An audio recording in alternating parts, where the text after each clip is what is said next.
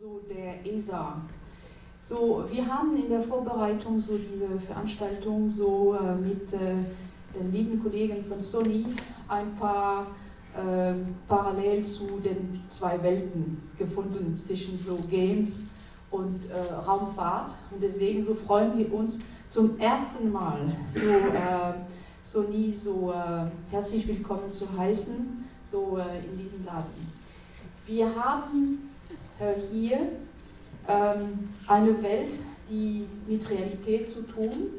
Wir haben Kontrolleure, so die dann so Spacecraft, so Satelliten so steuern.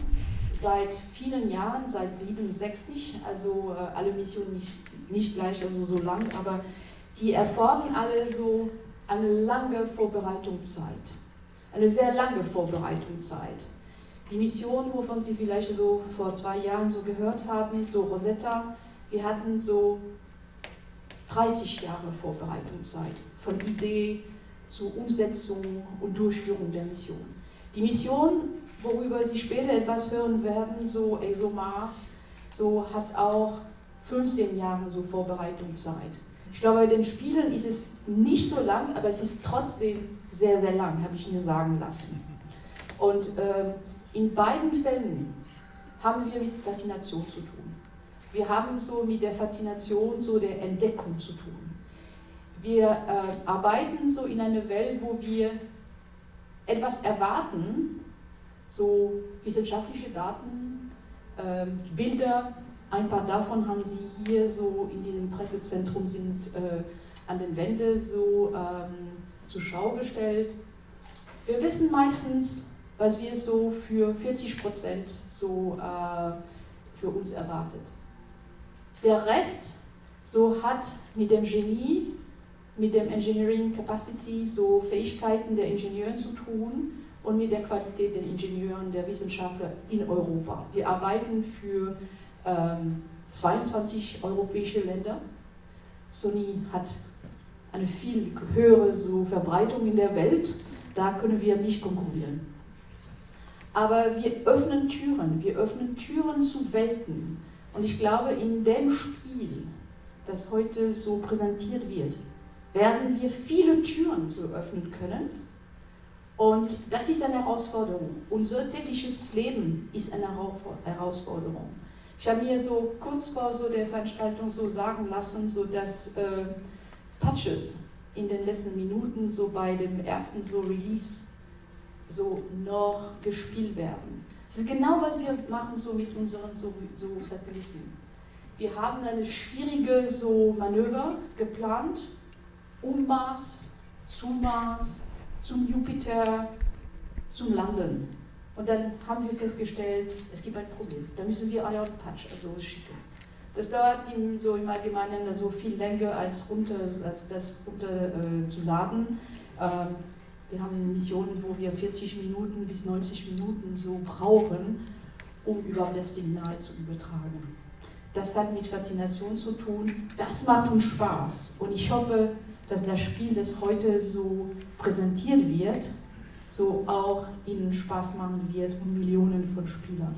Ich bin sehr, sehr froh, so unsere Kollegen von Sony begrüßen zu dürfen und auch dieses Spiel mit Ihnen zu entdecken.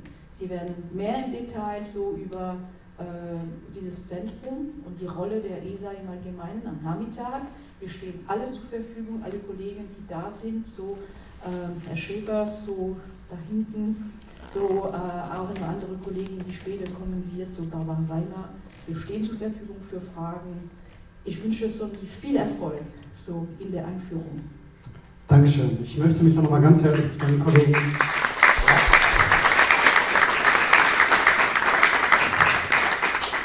Ich möchte mich nochmal ganz herzlich bei den Kollegen der ESA bedanken, dass wir die Location hier nutzen dürfen. Wir stehen hier im Zentrum der europäischen Raumfahrt.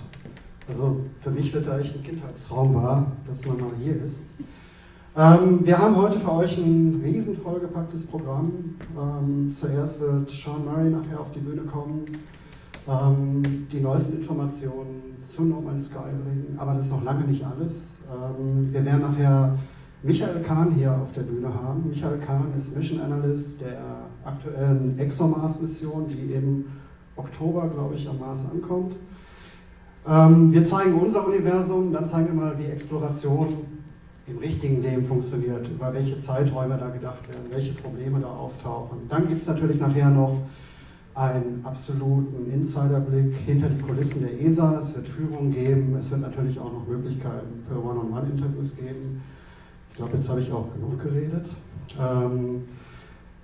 Dann möchte ich jetzt gerne Sean Murray auf die Bühne bitten. Sean Murray, not only creator of Hello Games, but also a creator of a whole universe. Sean, please come to the stage.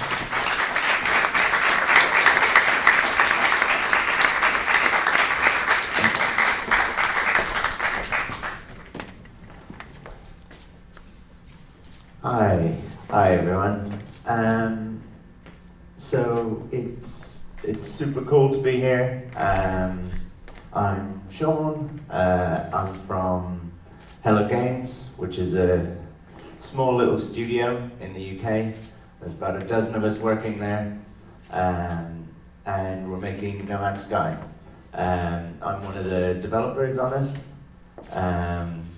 and it's something that I personally have been working on. I was working this out the other day. I've been working on it for 5 years now, which seems like a really long time. And I was going to just tell you a little bit about the game, and then maybe show you some stuff, and just kind of give you a feel for the game. I'm probably going to, like if you know a lot about the game, then I'm probably, unfortunately, just going to go over a few things that you might already know, because lots of people don't know about the game, so I'll just take everyone through that. So apologies if I bore anyone, but I'll get into the game in a minute and then show you some new stuff. So I guess the idea of No Man's Sky is that we're going to take the computer or the PS4 and teach it some rules about how to generate things like planets and creatures and trees and rocks and things like that.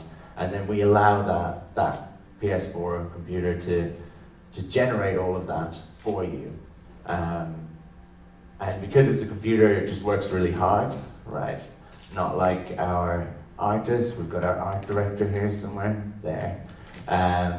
And normally on a game, you would have a team of artists, a really large team of artists normally. So if you were working on like a big game like Uncharted or something, you would have maybe 300 or 400 artists building everything that you see by hand, carefully.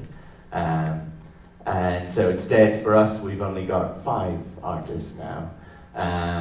And they build kind of blueprints and concept art and things like that, but what you see in game is kind of automatically generated, and it's generated when you go and like visit a planet or whatever. It generates around you there and then. So that allows us to create this huge universe, which I'll show you some of in a bit.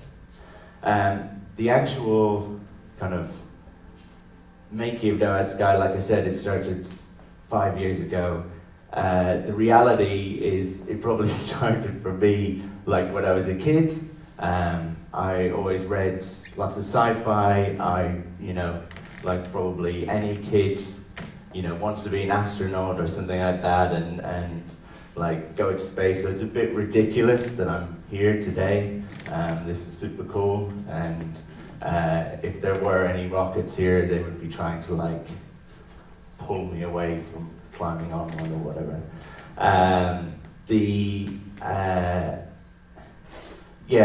So like 5 years ago, I sat down, it's like December 2011, and started writing the first kind of lines of code on No Man's Sky, what turned out to be No Man's Sky.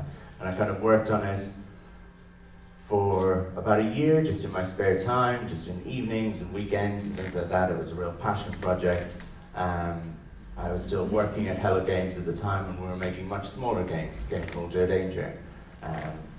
And in my spare time I would make this, and it started to snowball, and then 3 other friends joined me making that. Grant over there is one of them, who at the time was our only artist working on it. And then about a year later, a year of 4 of us working on it, we showed it where some of you will have seen it for the first time, which was the BGXs, and we showed our first kind of trailer of the game. And since then, everything's been a bit crazy for us at Hello Games. People seem to be really excited about the game, and it's kind of taken on a life of its own. And so over the last 3 years, the team size has slowly grown. So we were about 4 people.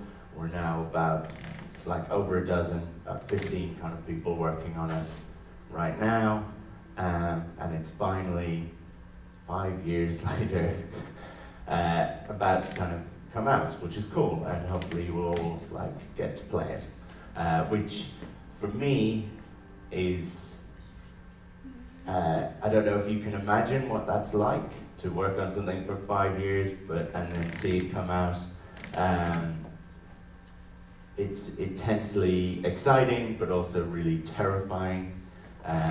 And this game, if you follow it in the press and stuff, it's been developed, I guess, under an intense spotlight. That team that has been working on it, that I'm super proud of, has been working under an intense kind of public and media spotlight. Very small group of people, but I think the one thing I would say is that I personally am very proud of what they've done. And super proud of the game. I think for a small team, it's really,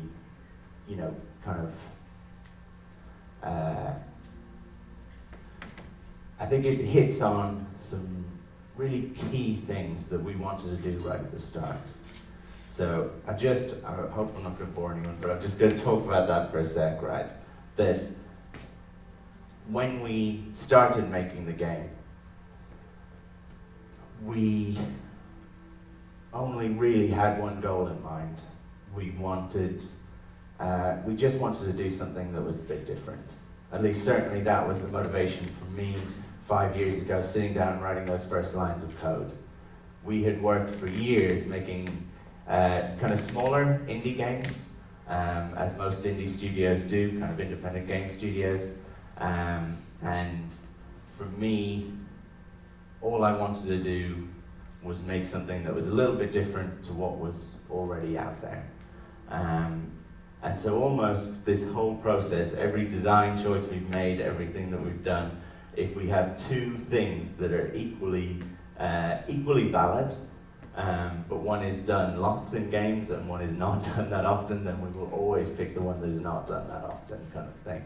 So that comes down to even choices in menus and how our inventory system works and flight controls and stuff like that. We always want to do things that are a little bit different. And I think No Man's Sky is a game, hopefully when you get to play it, will probably be quite polarizing because a lot of it is different or at odds with a normal kind of AAA game. I'm gonna try and log in here, hopefully, and start building this up.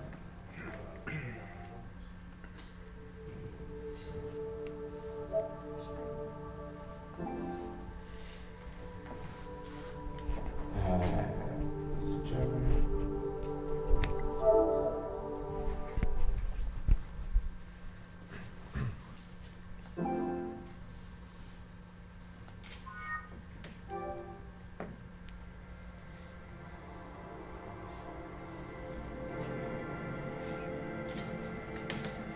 Still makes me feel really weird that this is a real thing and that the game is kind of done and it's actually going to come out and stuff every time I boot it up.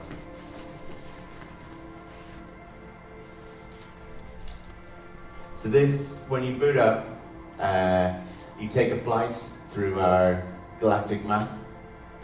You'll actually see this is all kind of real time, and you can kind of look around. And as you do, you'll see little names of planets or star systems actually. And as people start to play and start to name things and discover things, then these will start to show names of people who've played the game and discovered something and named things, hopefully appropriate things and I'm sure that all of you, what I'm going to do is get you all to do a pledge that you're going to name things sensible names, right? Knowing that other people who boot up will see those names appearing in their game right at the start. So let's all just decide we're going to name planets like the things they look like. We've got a very strict profanity filter, so...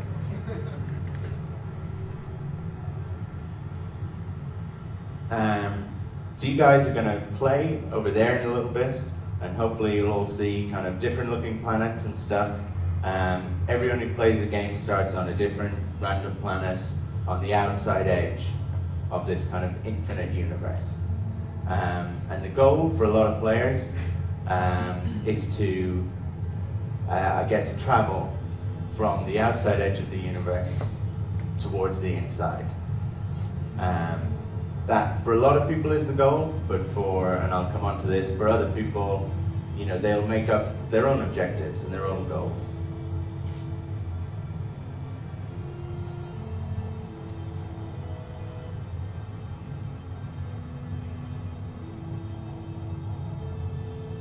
So let's just have a look at where we started up.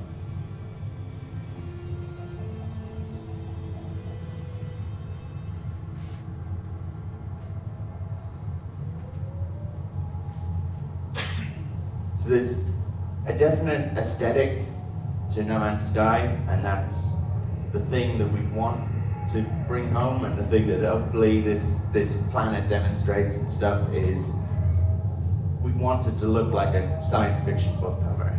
You know, that's for me the kind of fantasy of space travel, right? Is going to somewhere and seeing these kind of weird and wonderful worlds, hearing, you know, crazy sounds from creatures and surviving in hostile environments and things like that.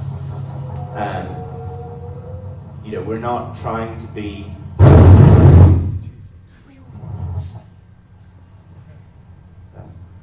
that's probably my beard on the mic. You know, we're not trying to make necessarily a realistic space simulation. This is very much speaking to the kind of fantasy of space travel, I guess. And I think that kind of hyper-realism or crazy realism is, you know, what makes you want to explore, what makes you want to see new worlds. That's what's enticing about it. And it's a very kind of natural human thing to want to go out and explore and see what's around the corner. Like I said, for us, for No Man's Sky, what's actually going on here is really different to most games. So for most games, you would be walking around a level that perhaps an artist had built. They might have like imported it into Unreal Engine or something like that. If you were to see a creature walking around in most games, then that creature would have been built in like 3D Studio Max, would have been imported into Unreal Engine. He would have had his AI mesh all kind of laid out for him. He would have had every little thing about him kind of, you know, carefully controlled, and that creature would probably move within a tiny area of a level kind of thing that had been well defined for him. For No Man's Sky, if you see a creature, if we see any creatures running around, then there's something kind of a bit more special about that. That creature has just been born effectively, he's been generated, he's decided what length his legs should be and how many legs he should have, and then he's had to work out how his animation should work, how he should walk. He's had to work out his IK. He's had to, like work out his AI and kind of navigation and things like that. All just at real time, all kind of at runtime as we play the game. In fact, the terrain and everything else is just generating around you. You can probably see that sometimes when it's just kind of fading in and generating. The cool thing as well is that we're stood on a planet, so when I talk about that creature is often having to deal with something that other games, like no other game really has to deal with.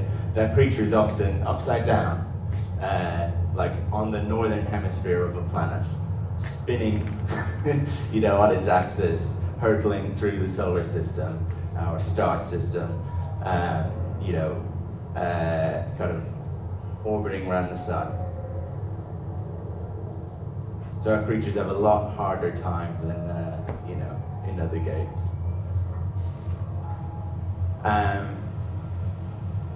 So a thing about the style of game, this is very much a sandbox game. So there are a lot of things that if you've played sandbox games, if you've played a lot of Minecraft or Stranded Deep or Don't Starve or Terraria or The Long Dark, then a lot of things will be familiar to you in terms of mechanics. And that's very important. It's important that you go into the game, I can't hammer this home clearly enough, it's important that you go into the game realizing that these are really common, popular mechanics in that type of genre, but they are very different to most console kind of retail experiences, right? They're still very popular, normally on PC, and they're not necessarily, there hasn't been those kind of big hits in that genre on console yet, but I personally, for me, it's the type of game that I really love. So, for instance, things that will be familiar to that type of person who's played a lot of those types of games is that you have to mine resources, you are using those resources to kind of help you survive, you are managing your inventory, and you're not necessarily playing through a linear story.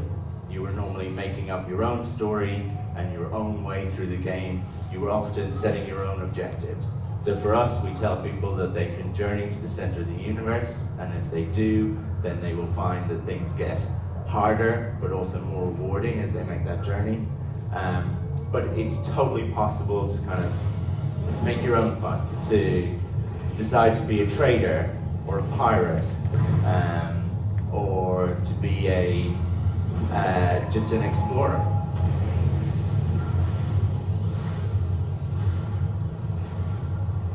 So as you mine the terrain, you get resources. Those resources for us in that kind of science fiction theme are a mixture of elements, right?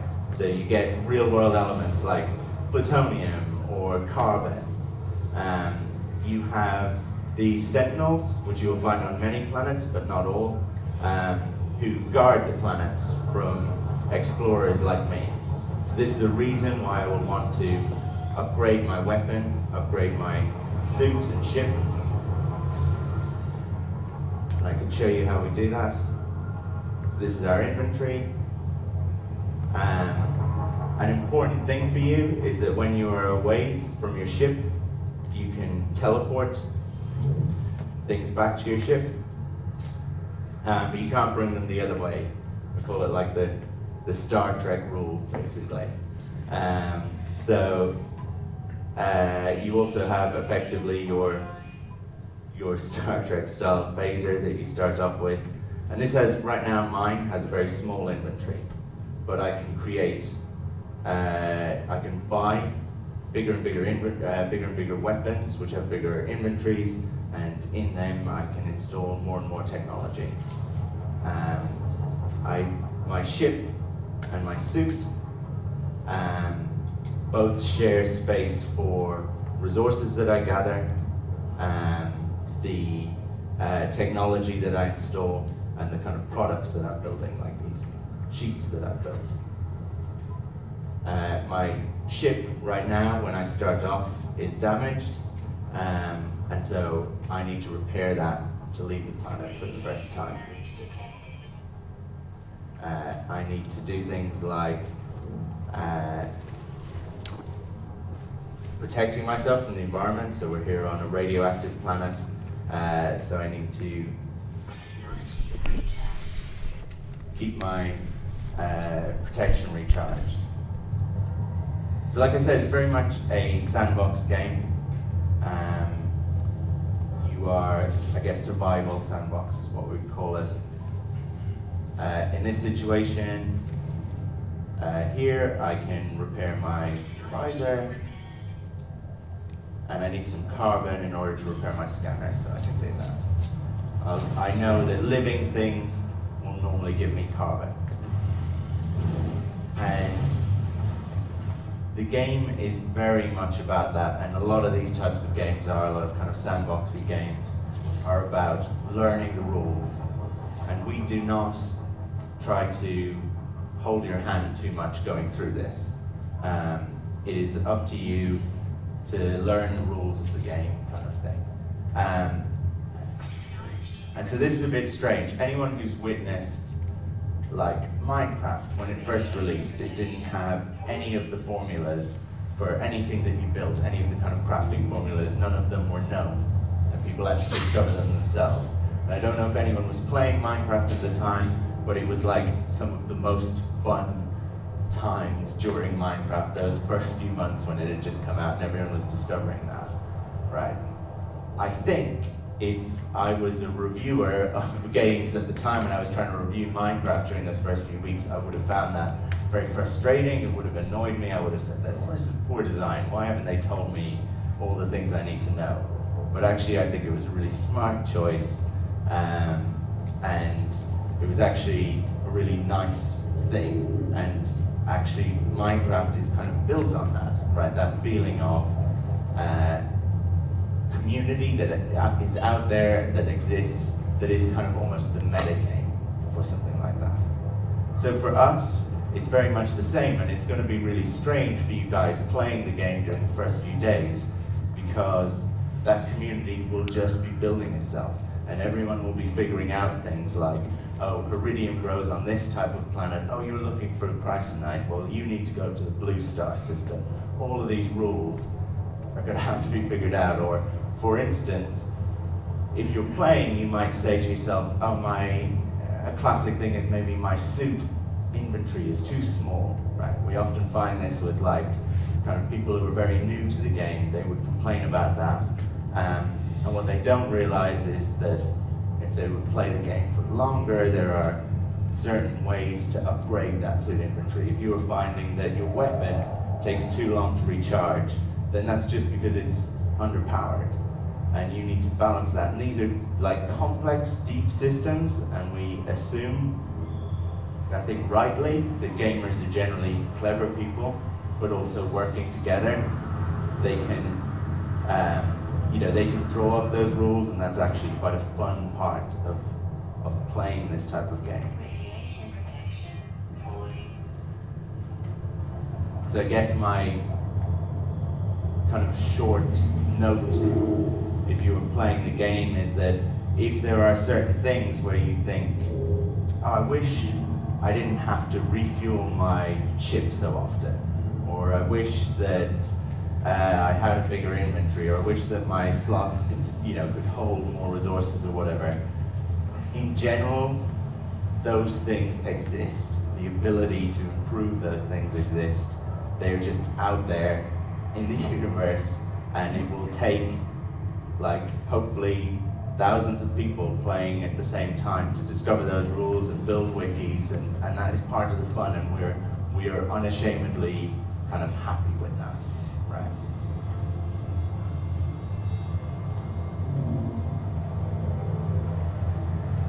A cool thing that we've, it's actually turning to nighttime, but I think if we fly out, you'll see that this system that we're in is really brightly colored. It actually reminds me of some of these images over here. it's kind of got like crazy nebula that we're inside in, I think. Sometimes are bright orange, which I haven't seen before. So one thing actually, when I fixed up my scanner there, so I can now scan. It's on the left thumbstick. I'll point out some things because you guys are going to be playing over there, and we don't go over the top in terms of tutorial. So you should know that you have a jetpack. You get stuck, and if you were lost at any time and you're unsure what to do, if you press left on the D-pad, it will bring up your prompts on the right, on the bottom right-hand corner. Also, if everything is topped up and charged, all the HUD just disappears, because this is a game about kind of seeing beautiful sights, so we want you to be able to take nice screenshots and stuff. So if you're not in danger or anything, the HUD kind of always just slips away. So you can always just press left on the D-pad to bring that back up, or if you're wondering what to do next or whatever. A cool thing when I scan is that it will show me, if your scanner is repaired, it will show me kind of any resources or things like that I need. And some people won't do this initially. It's kind of, but again, it's typical of that sandbox style of game, is that there is a lot of depth in terms of reading the descriptions in all of these, figuring out when you get some new technology, figuring out what each one does. So I will see people play sometimes who are new to this type of game, and they will play for 20 hours, and complain about their running speed or something like that, and what they don't realize is that they could just easily build like a stamina enhancement or whatever. And there are like hundreds and hundreds of these different texts, and you can really use them to define what your character is, whether he's able to survive really well in radioactive environments, whether he's more of a trader or whether he's more of a fighter or whatever. This is such a simple thing, people never notice it, but I'll point it out. You can mine the terrain for resources, like if you scan and you see any of the kind of glowing cubes, which you'll occasionally see, then that means that that's terrain that contains valuable resources. You can mine them, which you might want to do to trade or to upgrade yourself. And if you mine the terrain, or if you could just destroy even like the smallest plant, nobody ever really notices, but that's all saved. So if I go away from this planet and I travel for like, 20 hours, like hundreds of light years away, and I come back to this planet, those plants will still be gone. And we save that for like every little tree and rock and thing that you destroy, or every crate that you find unopened, if you find an alien or NPC and you interact with them and you chat to them.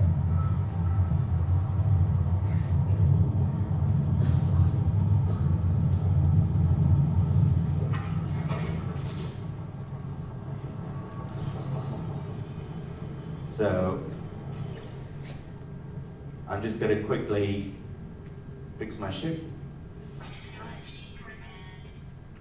So I have, I'm sure the people at ESA will tell me how completely unrealistic this is, but you have launching thrusters which help you to take off, which require fuel, and you have a pulse engine which allows you to go really quickly when you are out in space. Because right now, here, we are dealing in hundreds of meters squared. When we go out into space, we're dealing with hundreds of thousands of kilometers squared. So I need one more carrot sheet, which I can build from iron, which I collected earlier.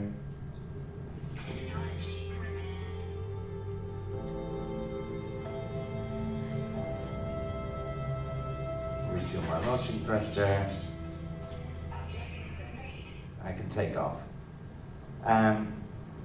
Before I do, I'm going to show you one little thing.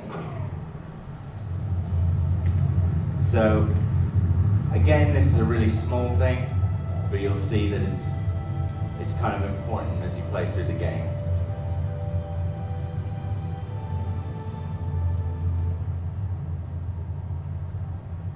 So, this is actually at the start of everyone's game, there's this little object which you can interact with.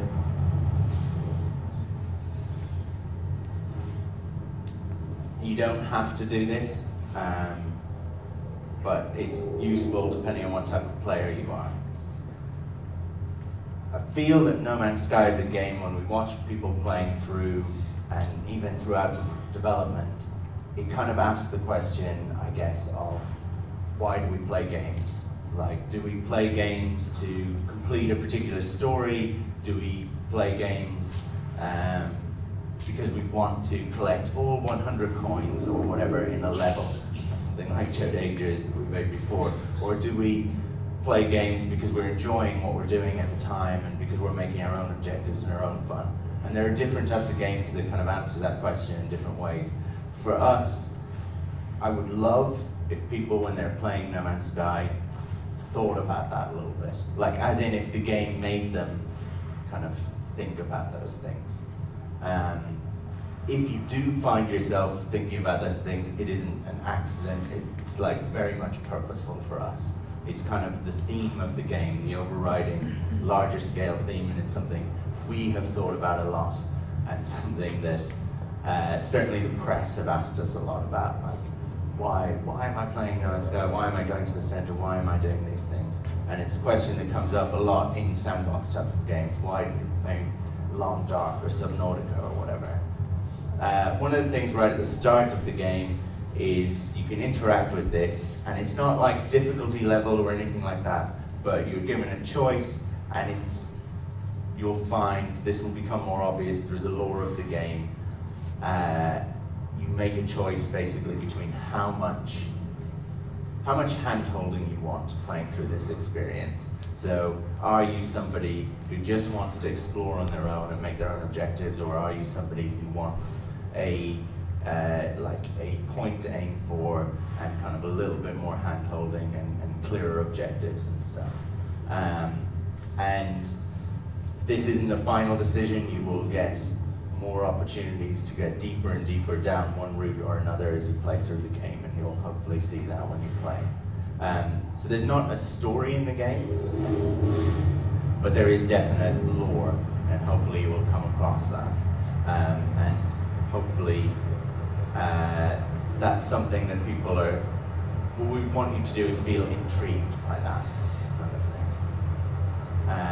Okay, so I'm gonna hop in my ship. And now I've repaired everything and refueled. Just take off.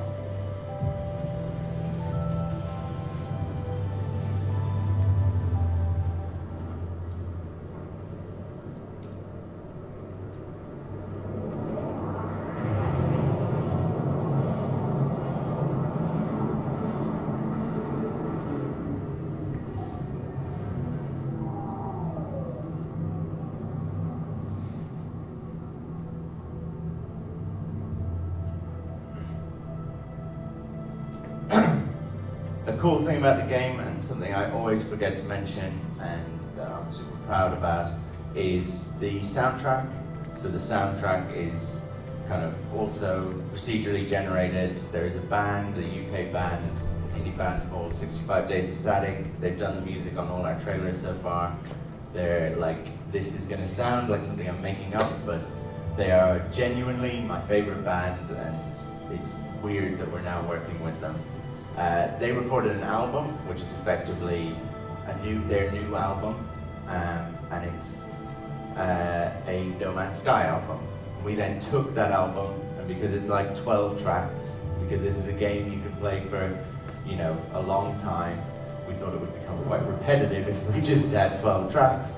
So we broke that album down into its component parts, into tiny little kind of bars and chords and strings and stems, and used that to create a non-repetitive kind of programmatic soundscape, basically. So as you play and you land on different planets, you will hear that come in, and often what you're hearing is a little bit unique to your playthrough.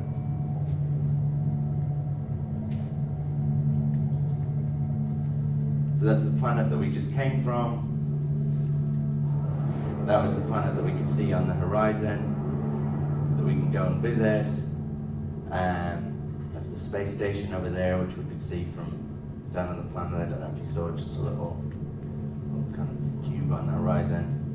And I'm actually not going to show you that much more, because hopefully you guys are all going to get to play. You're going to play over there, but hopefully you're going to get to play at home. And I don't want to, it's a game that I don't really want to spoil. Yeah, I'm just going to end the demo there. I'm going to talk a little bit more, but we can cut from the screen. But hopefully that gives you some little idea.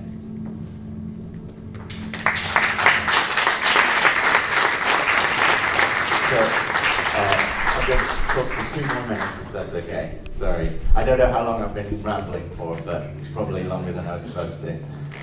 So I'm going to say a couple more things. One is,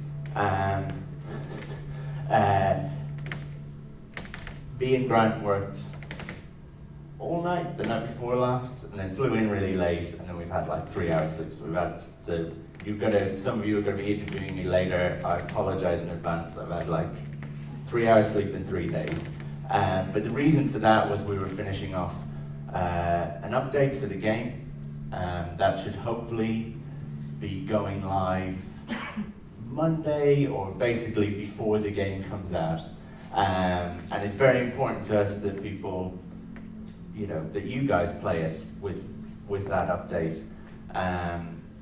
And like, we've actually been working on it for 4 weeks, maybe just over that.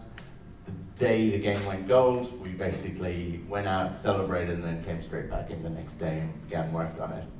And there's a reason for that, and that's because we want No Man's Sky to be that type of game. So we want it to be one that is continually updated. It's this whole universe that we're created, and it's not a static thing.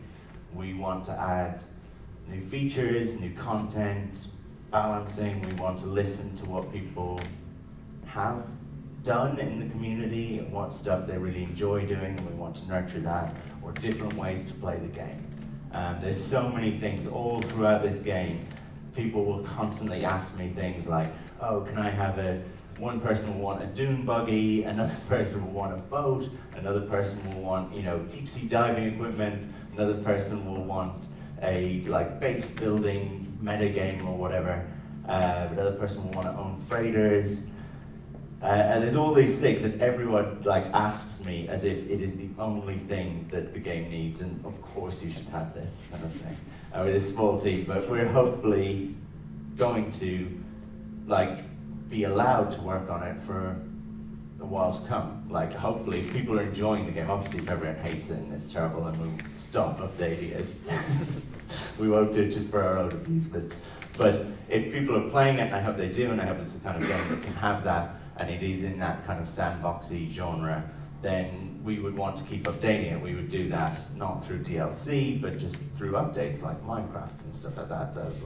A lot of those games do, mainly on Steam and stuff like that, but it's perfectly applicable to console as well. So we've just finished off a really big update that adds quite a lot that no one will ever know didn't exist, hopefully. So people will play with that day one, and then we just go straight on to working on the next update. There's stuff that we haven't announced yet, but that me and Grant know we are working on. Things, some of our most requested features, like being able to own freighters, and being able to start building little things on the planets and stuff, which is kind of a hugely requested feature. We wanted to get out day one what we see as almost like the explorer's route, right? Something that will keep you going from planet to planet to planet and focus our game around that. But once the game is out and people are enjoying that, there are other ways you could play. You could stay on a planet for days and days and weeks and build a little base and stuff like that, so we want to encourage people to do that. You could decide to become a trader, and we want to flesh that out, allow people to have freighters and things like that, and allow people to do trading on a much bigger scale. And so hopefully this is a starting point and a solid kind of canvas that we can put more ideas on. The thing I'll finish by saying is, I guess it's funny, when people are playing, I wish I could control how everyone plays, right? I wish I could just make them play the game the way I want them to play it. Sometimes when we're watching playtesters, it's so frustrating. Like, people just do the most bizarre things and get obsessed with the most bizarre things. Oh, there's all this over here that we've made for you. Why are you doing that? To see people stay fighting sentinels for hours and hours and hours. Anyway, like, or being traders, and they will just trade one goods, like, you know, stay in the first solar system, and so we made this whole universe, and you're just going back and forth. Anyway, like, it must be having a boring time, but they're fine and they're enjoying it. So. But I won't be able to control the way you guys play it, unfortunately. But there are things that were very key to us. Like I said right at the start, when I sat down and started writing, we wanted the game to be different. And what that actually means is, like, something really important. I don't think everyone's going to like the game. I don't want that, actually, right? I want it to be a little bit polarizing and stuff. I think that actually we are too small a team to sit down and make the perfect game. That's not what we're trying to do, right? Over time, if we continually update it, we can remove all the rough edges, and we can, you know, fix every problem and balancing issue, whatever. But actually, day one, we didn't want to make the perfect game. We didn't actually even want to make a game that you could play forever. You know, like, maybe again through updates and things like that, maybe we can nurture that, right? But it's never what we set out to do, because we're tiny. All we wanted to do in this sound so small is just make you feel like two emotions, which are kind of really appropriate for where we are today, right? And one of those emotions is the feeling of just landing on a planet, and just once that feeling a little bit real, and like, wow, I found this new place, you know? We can't possibly, you know, create something that will provide endless hours of wonder. You know what I mean? Like, you can't sit and experience wonder for 24 hours straight. You know, you sit in front of the Niagara Falls or whatever, it will actually become boring after a while. But we want just once for you to get out of your ship and think, wow, and for this to feel a little bit real, and feel like a place that you visited, and that it's maybe a little bit like you'd stepped through a sci-fi book cover. If we've done that, if you feel in any way like that, then, like, I'm happy, right?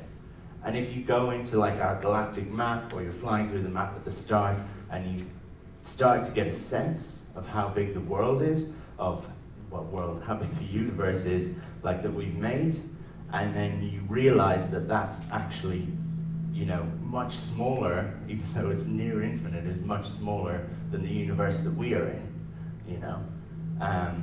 And if people get that, if they have that emotion just for a minute and think how amazing that is, then I'm really happy. Like, games don't generally do that.